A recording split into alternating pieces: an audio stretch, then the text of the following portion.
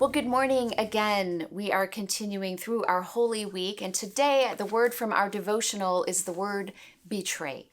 And it comes from the scene of Jesus and his disciples at the Last Supper, their Passover meal together.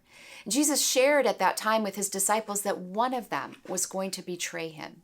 He knew ahead of time that Judas Iscariot was going to betray him.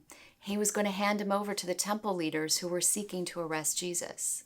Judas had planned this betrayal, and Jesus knew about it.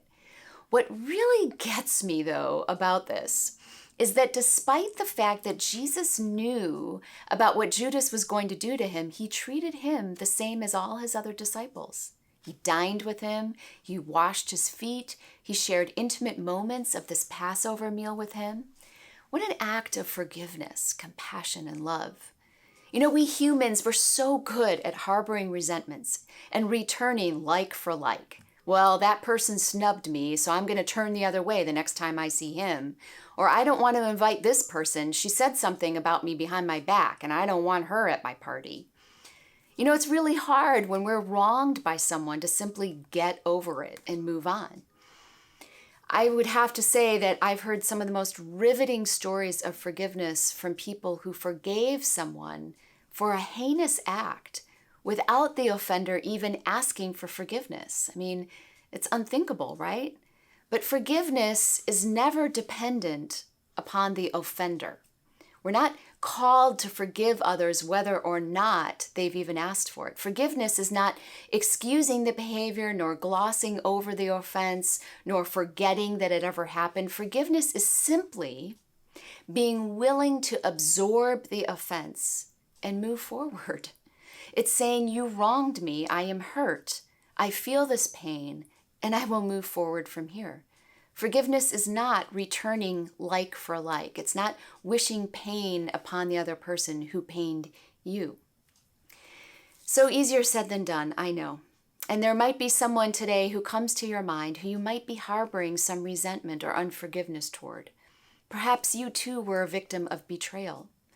The first thing I believe God seeks from us when we feel this way is to come to Him, telling Him exactly how we feel, maybe even crying out to God that we've been wronged, that it's unfair, it's cruel.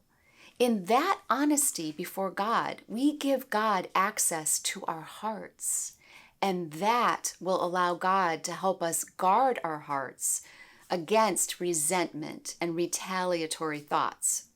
Some of the Psalms that we read are the voices of people lamenting and crying out to God in pain and betrayal and danger, and they're giving God access to their hearts.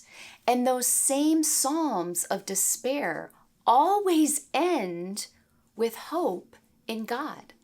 The people have taken their eyes off their woes and their foes, and they've fixed their gazes upon God, who gives all hope.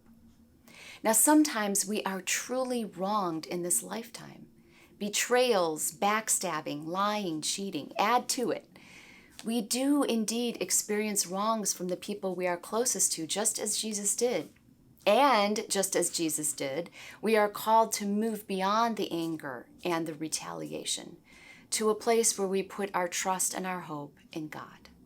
And so, friends, may these last few days of Lent give you the time and the ability to pour out your hurts and your angers to God, so that God can have access to your heart during this time and do His healing work on you. And may it be so. Have a good day.